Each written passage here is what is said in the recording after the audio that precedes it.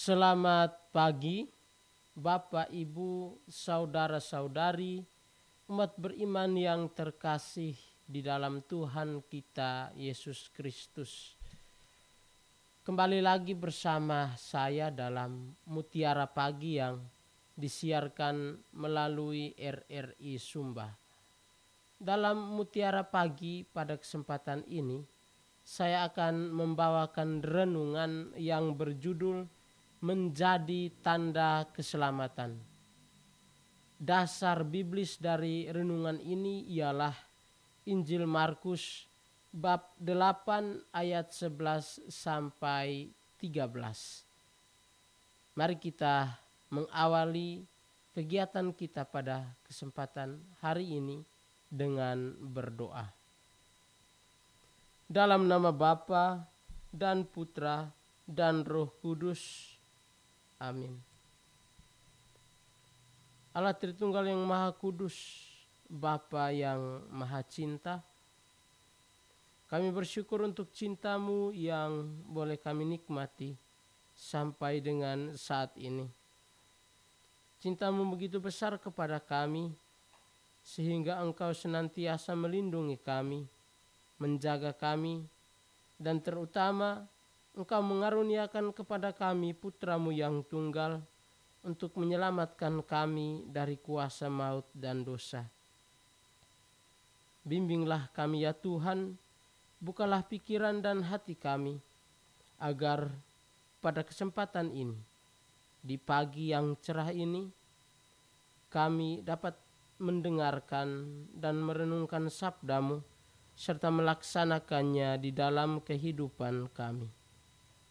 Semua doa ini kami sampaikan kepadamu dengan perantaraan Kristus Tuhan kami.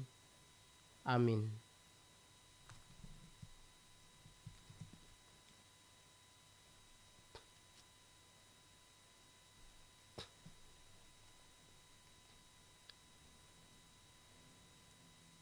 Bacaan diambil dari Injil Markus. Lalu muncullah orang-orang Farisi dan bersoal jawab dengan Yesus. Untuk mencobai Dia, mereka meminta daripadanya suatu tanda dari surga.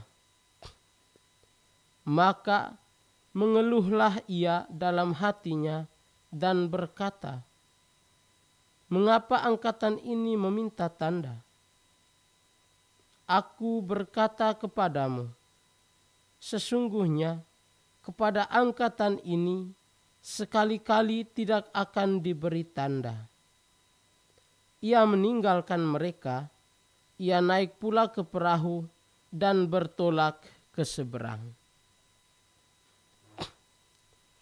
Demikianlah Injil Tuhan, terpujilah Kristus.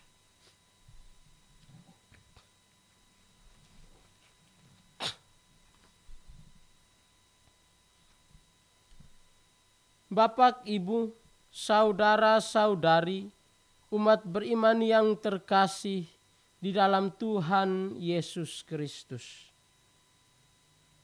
Kita pasti memahami apa itu tanda.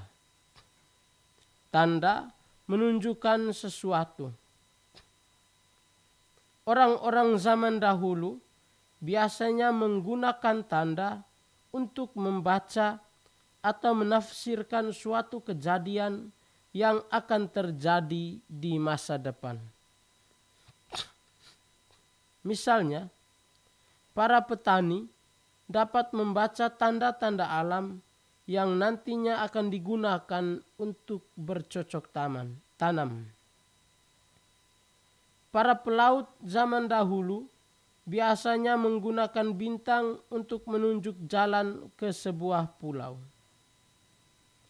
Pada masa kini, banyak orang yang menggunakan tanda untuk berbagai hal. Misalnya, jika kita sedang berkendara di jalan, kita pasti akan melihat banyak rambu lalu lintas. Rambu-rambu lalu lintas tersebut berperan sebagai pedoman atau aturan. jika kita mematuhi rambu lalu lintas, maka kita akan mendapatkan keamanan. Namun, jika kita tidak mematuhi rambu lalu lintas, kita pasti akan mendapatkan bahaya. Atau ada orang yang bisa berkomunikasi menggunakan bahasa tubuh.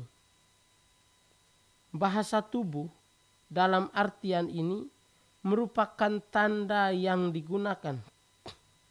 Hanya orang-orang yang mampu memahami bahasa tubuh saja yang bisa berkomunikasi.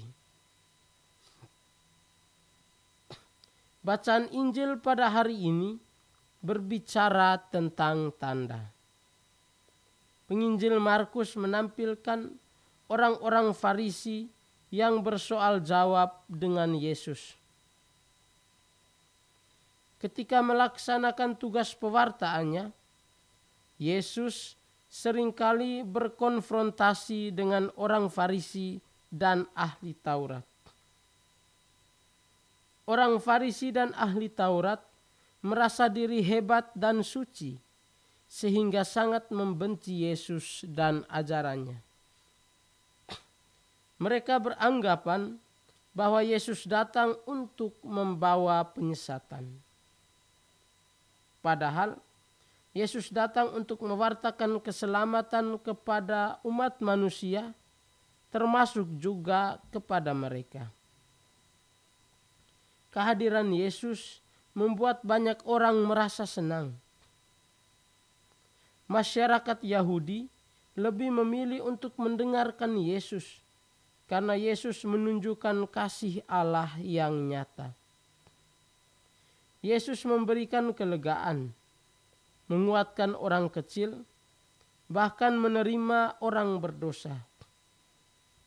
Penghargaan Yesus kepada orang-orang berdosa membuat mereka merasa tersentuh. Yesus mengangkat derajat perempuan dan anak-anak. Semua hal di atas membuat orang Farisi dan ahli Taurat merasa kecewa, bahkan marah terhadap Yesus. Karena itu, setiap kali Yesus melakukan pengajaran, mereka sering muncul dan bahkan bersoal jawab dengan Yesus. Orang-orang Farisi meminta sebuah tanda dari surga untuk mencobai Yesus. Permintaan ini sebenarnya merupakan suatu bentuk ketidakpercayaan mereka kepada Yesus. Dalam Injil Matius bab 16 ayat 1-4 dikisahkan bahwa orang-orang Farisi dan orang-orang Saduki mendatangi Yesus dan meminta tanda. Mereka hendak mencobai Yesus.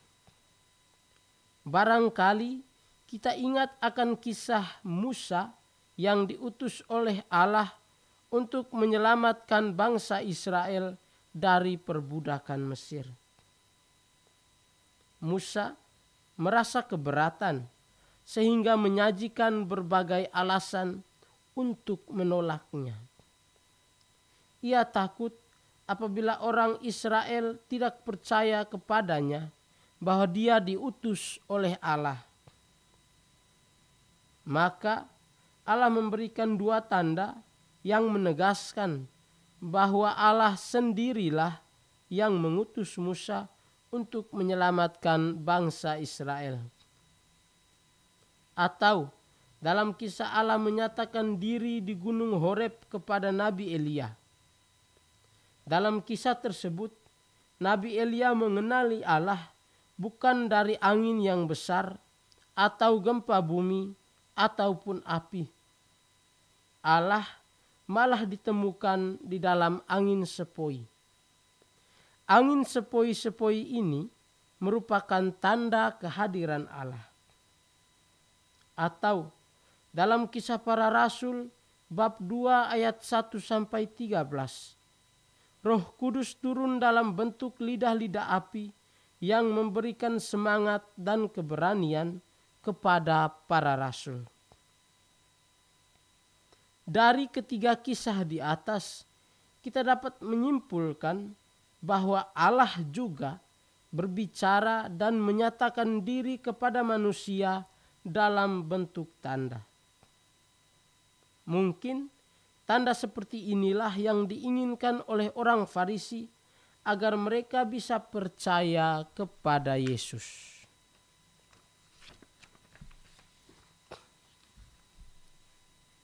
Terhadap permintaan mereka, Yesus merasa kecewa dan marah. Yesus marah karena mereka masih meminta tanda dan tidak percaya kepadanya. Pada dasarnya, kehadiran Yesus ke dunia merupakan tanda keselamatan bagi umat manusia. Selain itu, banyak mukjizat yang dilakukan Yesus di depan orang-orang Farisi. Semua mukjizat yang dilakukan oleh Yesus sebenarnya merupakan tanda yang datang dari surga.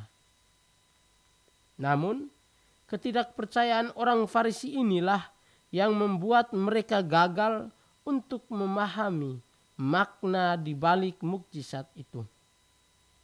Hal inilah yang dikecam Yesus. Bahkan di dalam Injil Matius, Yesus menegaskan bahwa ia tidak akan memberi tanda selain tanda Nabi Yunus. Kita ingat dalam kisah perutusan Nabi Yunus, pewarta Nabi Yunus pada akhirnya membuat semua penduduk Niniwe bertobat. Raja bahkan mengumumkan perkabungan dan pertobatan besar-besaran. Nabi Yunus telah menjadi tanda keselamatan bagi orang Niniwe. Sama halnya juga bahwa Yesus menjadi tanda keselamatan bagi dunia ini. Penduduk kota Niniwe menjadi percaya, tetapi orang Farisi tidak pernah mau percaya. Bapak, Ibu, saudara-saudari, umat beriman yang terkasih di dalam Tuhan kita Yesus Kristus. Ada 3 hal yang dapat kita refleksikan dari bacaan Injil yang kita dengar pada kesempatan ini. Pertama, kita hendaknya menjadi tanda keselamatan. Misi Yesus dalam menjalankan tugas perutusannya ialah menyelamatkan umat manusia. Sejak manusia jatuh ke dalam dosa, Allah telah berinisiatif untuk menyelamatkan umat manusia. Puncak karya keselamatan itu ialah bahwa Allah Bapa mengutus putranya yang tunggal. Hidup dan karya Yesus bertujuan untuk menyelamatkan umat manusia. Dalam melaksanakan tugas pewartaannya, Yesus memilih ke-12 rasul untuk menjadi penerus ajarannya. Para rasul telah melaksanakan tugas perutusan itu dengan baik. Pada saat ini, tugas perutusan itu diberikan kepada kita. Kita menjalankan tugas perutusan yang diberikan Yesus dengan menjadi tanda keselamatan. Kehadiran kita di tengah dunia hendaknya mampu memberikan kesejukan dan penghiburan bagi orang yang membutuhkannya. Jika kita mampu melaksanakannya dengan baik, maka kita sebenarnya telah menjadi garam dan terang dunia. Kedua, kita hendaknya senantiasa percaya akan karya Allah yang terjadi di dalam seluruh hidup kita. Allah telah berkarya bahkan sebelum kita lahir ke dunia ini.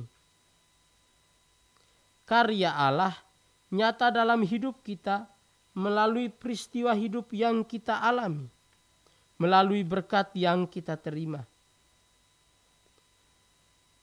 melalui keselamatan yang kita alami. Semua peristiwa hidup yang kita alami di atas merupakan tanda keselamatan Allah yang nyata bagi kita. Oleh karena itu, kita hendaknya senantiasa bersyukur kepada Allah dan percaya sepenuhnya kepada Allah. Allah telah memberikan kepada kita hidup. Hidup yang kita jalani merupakan tanda bahwa Allah sangat mencintai dan mengasihi kita. Oleh karena itu, kita hendaknya percaya akan karya Allah yang menyelamatkan hidup kita. Ketiga, kita hendaknya percaya bahwa Yesus adalah tanda dan bahkan keselamatan itu sendiri. Yesus telah bersabda bahwa Dialah jalan dan kebenaran dan hidup. Hanya melalui Yesus kita akan memperoleh kehidupan yang sejati. Yesus telah menganugerahkan kepada kita kehidupan yang kekal. Dengan kematiannya, Yesus telah mengalahkan kuasa maut dan dosa. Dengan kebangkitannya, Yesus memberikan kepada kita hidup yang sesungguhnya. Di dalam Yesus, kita akan memperoleh kepenuhan hidup yang sejati. Yesus akan menuntun kita menuju kepada kehidupan yang sesungguhnya. Pertanyaan refleksi untuk kita, apakah kita benar-benar percaya kepada Yesus? Apakah kita yakin bahwa Yesus telah memberikan kepada kita tanda untuk menuju keselamatan? Seringkali banyak orang mengabaikan hal ini. Banyak orang yang mencari tanda lain untuk menunjang kehidupannya. Orang-orang yang demikian meninggalkan Yesus dan menggantungkan hidup mereka pada hal-hal lain, terutama pada harta benda. Mereka berpikir bahwa harta benda yang mereka miliki atau kekuatan-kekuatan lain yang kepadanya mereka menyerahkan diri dapat melindungi mereka dari kematian, dari sakit penyakit, bahkan dari hal-hal lain yang mengancam jiwa dan raga mereka. Sesungguhnya dengan mengandalkan harta benda dan kekuatan-kekuatan lain, kita sedang terjerumus di dalam jurang dosa yang dalam. Tindakan yang demikian bukan merupakan ciri murid Kristus yang sejati. Mari kita tunjukkan identitas kita sebagai murid Kristus yang sejati dengan menjadi tanda keselamatan bagi orang lain. Amin.